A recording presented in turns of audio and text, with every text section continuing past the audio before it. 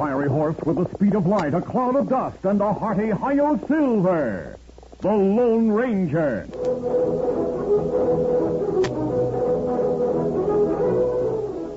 Before this exciting adventure, a word from our sponsor. General Mills, makers of Cheerios, the oat cereal that's ready to eat, Betty Crocker Mixes, and Wheaties, the breakfast of champions, present by special recording, The Lone Ranger. Sometimes you just don't realize what a good buddy one of your friends is until he's away for a while. Maybe he's home from school with a cold or something. You look at his empty desk in class and, gee, you really miss him. Well, here's something real nice you can do for him. Take over a big, cheery Betty Crocker yellow cake. The kind that says, hurry back soon, we think you're great. A cake like this, of course, just has to be perfect. And you can be sure it will be when it's made with Betty Crocker's yellow cake mix. Your mom will love to bake it. Or you can be a chef and bake it yourself. Any guy can turn out a perfect cake with this mix. All the special things are right in the package. You just add water and 2 fresh eggs for a perfect cake every time you bake. Cake after cake after cake. It's guaranteed perfect by Betty Crocker of General Mills, Minneapolis. And wait till he tastes that first slice. A real He-Man every crumb's delectable Betty Crocker yellow cake. Bake one. It's fun.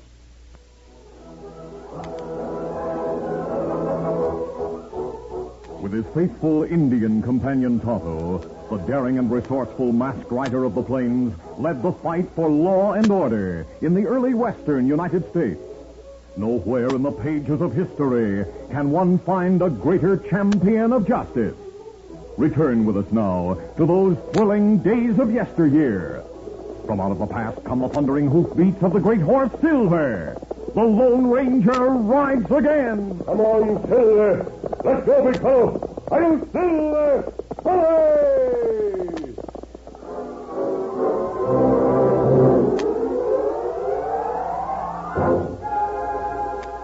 Hank Martin and his wife looked stunned as they sat in the living room of their home in the Oklahoma Panhandle country. Facing them sat Lem Garner, president of the bank in the nearby town of Batesville, and Jim West, the sheriff. Hank said, I knew this day was coming. Oh, I'm sorry, Hank. I don't like to foreclose a mortgage on your ranch. It's not Hank's fault that he couldn't pay you, Mr. Garner. He drove all his cattle to Cimarron to get the cash, and he had the cash. But it was stolen from him on the way home. I'm sorry, Mary, The banker has no choice, Mrs. Martin. He's got to protect the bank's cash and investment. We understand, Sheriff. How soon do we have to vacate? Oh, well, there's no hurry. I'll list the property for sale. You might as well stay here until there's a new owner who wants possession. Thanks, Mr. Garner. During the next week, Hank and Mary made preparations for moving. They carefully selected the things they would take with them and studied maps and pamphlets, trying to decide where they would go to make a new start. Then, about 10 o'clock one night, Sig Desmond and Whitey Fox rode toward the ranch house. The house is lighted, Whitey. Reckon Hank is still up? Good. But we got to talk to him where his wife can't hear our plans. That's right. Oh, there. Oh. Steady. Rap on the door.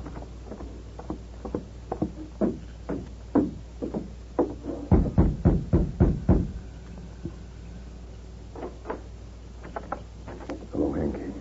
Whitey. Where's Mary? She home? She's asleep in the next room. I'll step outside, then she won't hear us talking. Is that Sig over there with the horses? Yeah, come on over there. There'll be less likelihood of your wife hearing us. I'll never forget the way she laced into us when Sig and I said we were going to rustle cattle. She still feel the same way? Yes. Hello, Hank. Glad to see you. Hello, Sig. We heard that the bank had taken away your ranch. Is that true? It's true. We've been packing things, getting ready to leave. Now you know how Sig and I felt when we lost our ranch 3 years ago. Yeah. Maybe now you savvy why we felt justified in turning cattle thieves to square accounts. Have you two gotten rich by stealing cattle? No, but we've had plenty of money to spend on good times and without much work. We've lived a lot better than you have for the past 3 years. Maybe so. But my name's not on handbills in the sheriff's office. No. And you know the law's got a price on our head. Yes. Now, listen, Hank.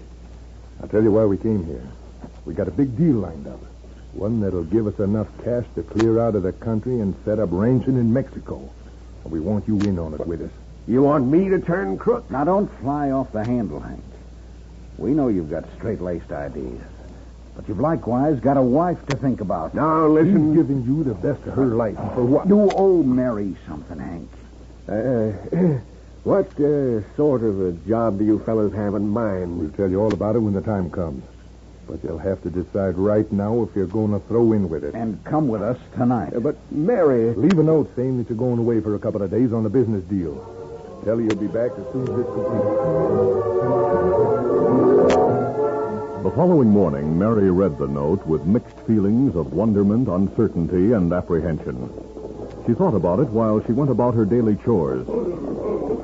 In mid-morning, she heard riders stop in front of the house and hurried to the door. She saw a masked man and an Indian dismounted and examining the ground. Who are you? What do you want? I'd like to talk to you. If you've come to steal, you've made a mistake. We've nothing I'm not a thief. But that mask. My friend and I have been trailing two crooks for a long time. They're cattle thieves. But we They don't... came here. You must be mistaken. No, the tracks are very clear. Both of the men dismounted in front of this house. They must have come here during the night while I was sleeping. You must hurry. Yes, Tonto. What about the tracks?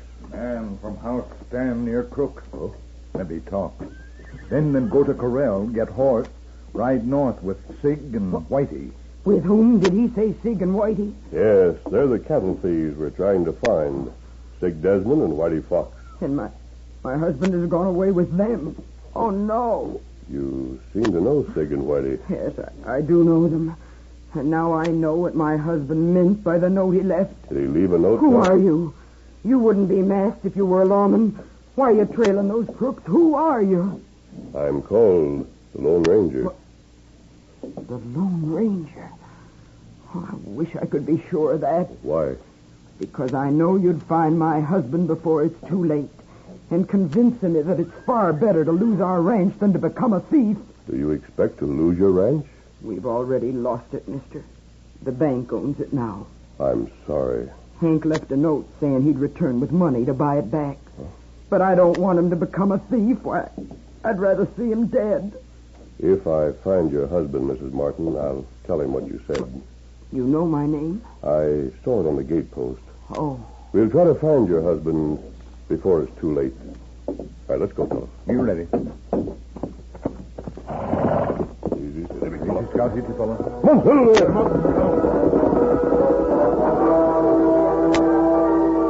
From the ranch, the trail of the three men continued north toward rugged, rock-covered hills. The tracks became increasingly hard to follow, and the Lone Ranger and Tonto made slow progress. Meanwhile, Hank Martin and the cattle thieves were camped on the flat crest of one of the hills. Since morning, when the outlaws had disclosed their plans, Hank had been quiet and thoughtful. He watched Sig and Whitey pass the time by playing cards until mid-afternoon. Then Sig said, No, that's enough, Whitey. Put away the card. Is it time to start towards town? Yeah, but first we'll go over the plans once more to be sure Hank understands them. Sig, I've been thinking it over. I don't like the idea of robbing the bank. Whether you like it or not, that's what we're going to do. But last night when I agreed to throw in with you, I thought you were going to rustle cattle. With the law looking for Whitey and me, it'd be too hard to sell stolen cattle. Too much risk. Besides, we'll get a lot more cash by robbing the bank. But there might be gunplay. That's why we took you in. We figured we might need 3 men. Someone might be killed. Yeah, that could happen if anyone gets in our way. Now, here's the setup. We'll leave our horses near that landmark. Castle Rock. It's about 5 miles from town. Yeah, we'll walk to town. It'll be dark by the time we get there, so no one's likely to recognize us. We'll pick 3 fast-looking horses from those that are tied to hitch rails near the bank. The bank stays open till 10 o'clock, so we'll have plenty of time. Right. After the stick-up, we hightail on the borrowed horses to Castle Rock. There we'll take our own horses. They'll be fresh, so we'll have no trouble outriding anyone who's chasing us. Is it all clear? Sig, I didn't figure on robbing the bank or shooting anyone. I don't care what you figured on, Hank. The plans are set. And we're going through with it. Not me. What did you say? I'm not mixing into a deal where someone might be killed. Why, you yell. You joined up with us. You can't back out. I'm not going with you. You've got to. You know our plans. We're not giving you a chance to squeal. Now, you go with us or go for your gun. What? My gun? That's what I said. I don't want to shoot you without giving you the chance to draw. Sig, I'm no gunslinger. Why your gun? All right. Sig's gun barked before Hank Martin's weapon cleared the holster. The impact of the bullet sent the rancher staggering backward over the edge of the level hilltop. He fell on the steep eastern slope and slid downhill with a mass of shale and small stones, while Sig and Whitey watched.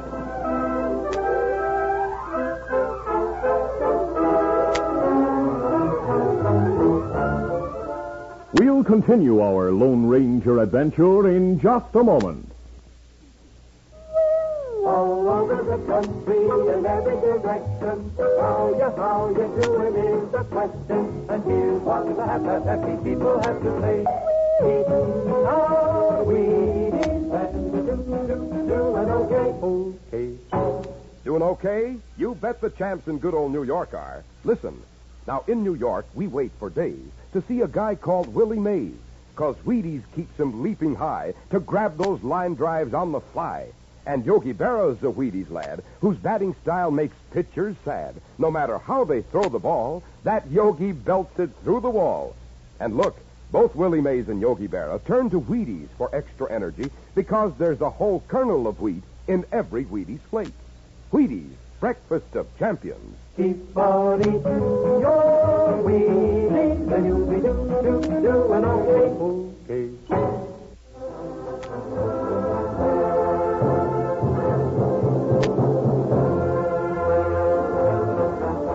Now to continue. Sometime after the outlaws rode down the western side of the hill on their way to Castle Rock, Hank Martin regained consciousness. He saw an Indian and a masked man. The Indian was bathing a wound in his left side. Steady. Take it easy. You're wounded and bruised, but you've escaped serious injury. You're, Hank Martin, aren't you? Yes. How'd you know? We trailed two outlaws to your home. Your wife told us about you. Your mask. Another outlaw. No, Hank. Your wife knows we're friends. And she knows you rode away with Sig and Whitey. Oh, she knows. Yes. And she said she'd rather see you dead than crooked. I knew she'd feel that way. Who shot you? Sig Desmond. I intended to turn crook so as I could get back my ranch, and the bank took it. I know about that. When it came to the showdown, Me heap sorry. Me try not hurt you. I hope you know what you're doing. Otto's good at treating wounds. Now, what were you about to say? I couldn't go along with Sig and Whitey. I told them so, but they wouldn't let me back out because I knew their plans. They were afraid I'd talk. So Sig shot me. You're lucky to be alive. I want to stop those crooks.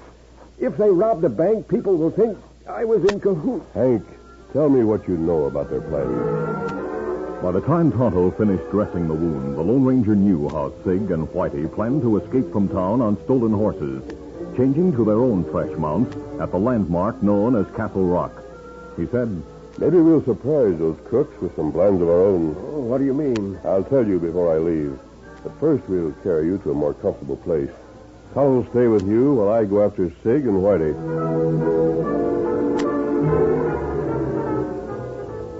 Sig and Whitey reached town after dark just as they had planned. They were pleased to find the main street practically deserted.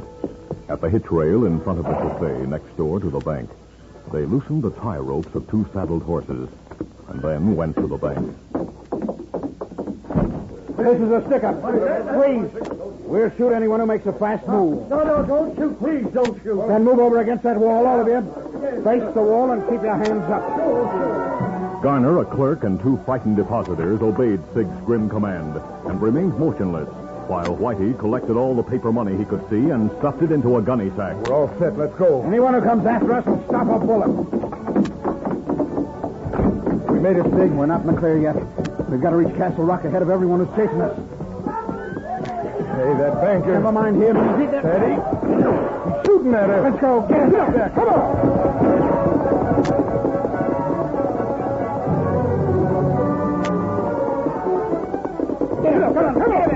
Spurring the stolen horses cruelly, Sig and Whitey raced across the moonlit plain. The pursuers were nowhere in sight when the two crooks came within view of a rock about 20 feet in height. The peculiar shape of the rock landmark was like a castle. A moment later, the men drew rein. These horses are sure wore out. That's why it was smart to have fresh ones waiting on the other side of the rock. Too bad we had to pick a moonlight night. Our tracks show up mighty clear. That don't matter. No one will catch us. Got the money? Yeah. Come on, then. We'll get our own horses and get out. So fast. Hey, he's masked. And armed. You're both covered. Where'd you come from? The other side of Castle Rock. I've been waiting for you. Drop that money and raise your hand. Now, hold on, mister. Drop it. All right. That's it. Now lower one hand slowly and unbuckle your gun belt. If you're riding the owl hoot... The gun belt. Let them drop and don't make a fast move. Whoever you are, mister, I'm The telling belt. I'm unbuckling mine. There. I'm dropping mine. I just wanted to tell you there'll be a lot of townsmen heading this way. We'll all be caught. I don't intend to be caught. I don't care what happens to you. Step backward. What are you going to do? First, I'll throw your gun as far as possible. Now, I'll try to throw your pal's gun farther. By the time you get those weapons, I'll be out of range. You're taking that money? Yes, of course. Listen, mister, owl hoots like us got to stick together. Consider yourselves lucky that I'm leaving your guns and horses. Our horses? Where you left them. I left mine with them. Adios. Whitey, come on, we'll get our guns. That ornery sidewinder. There he goes. I see my gun. Mine's just beyond it. We got fresh horses. We'll go after that masked polecat. Try a shot at him. No use. He's too far away. Let's get the horses. Hey, Sig, look. Townsman. Our horses can outrun them. Maybe so, but can our horses catch that white one the masked man's riding? We'll soon find out. Steady, boy. Get up.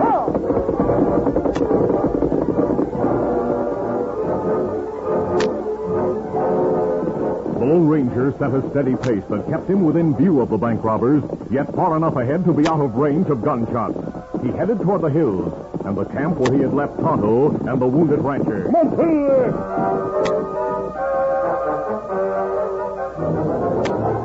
Hank and Tonto sat on the ground near the foot of a steep hill. They were nearly surrounded by a number of massive boulders, high enough to conceal both the men and their horses. Hank had recovered much of his strength and was wide awake and alert. When Tonto heard the sound of an approaching horse, he peered between two of the rocks. What do you see, Tonto? Masked friend, come.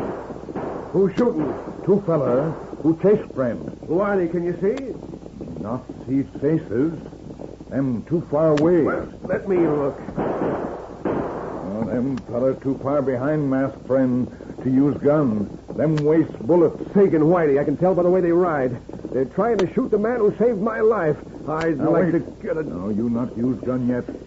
Leaning low in the saddle and holding the money-filled sack, the Lone Ranger guided the great horse Silver past the boulders, then drew rein sharply. He swung the stallion through an opening between two of the rocks and dismounted beside Hank and Tonto. Easy, steady, big fella. The bank robbers are coming. Then they did rob the bank. Yes, here's the cash they stole. I took it away from them. No wonder they were shooting at you. I'll return their fire. Here place to shoot, Kimasabi. Between rocks. Good. I'll do the shooting. No, Hank. I want to place the bullets carefully. The masked man's first shots drilled the hats of Sig and Whitey. His next ones brushed their shoulders. As the surprised outlaws, less than 100 feet away, drew rein and dismounted in the hope of finding cover, the Lone Ranger's guns barked repeatedly. In the moonlight, Sig and Whitey saw the bullets kick up dirt close to their feet and knew they were at the mercy of the unseen gunman.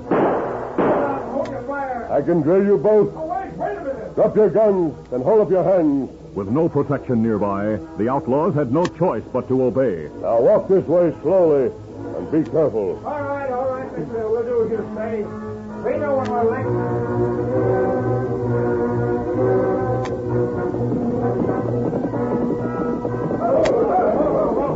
A short time later, the sheriff, Banker Garner, and a number of townsmen who had followed the outlaws' clearly defined trail drew rein at the cluster of rocks.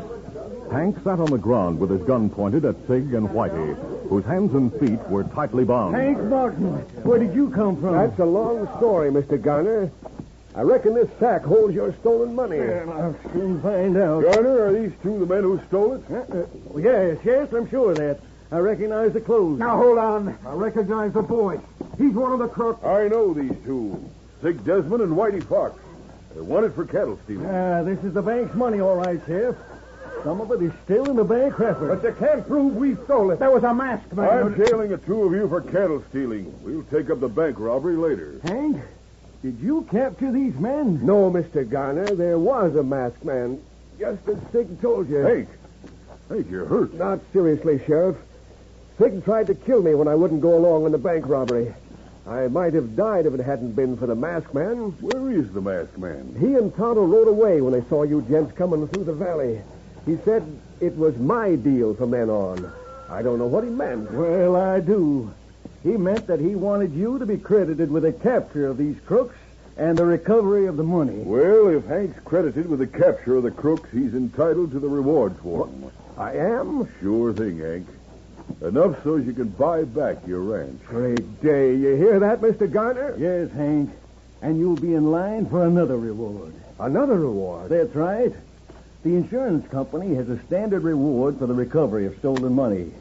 I'm sure it'll be enough for you to buy cattle and make a new start. Wait till Mary hears this. Oh, golly. And as for me, Hank, I want you to know I greatly appreciate what you've done. But I didn't do much. I don't deserve this. Masked man thought you deserved the rewards, and I respect his judgment. Garner, you seem to know the masked man. Hank mentioned his friend, an Indian called Tonto. That's right, and he called his horse Silver. As far as I'm concerned, that identifies the masked man as the Lone Ranger. I'll Silver!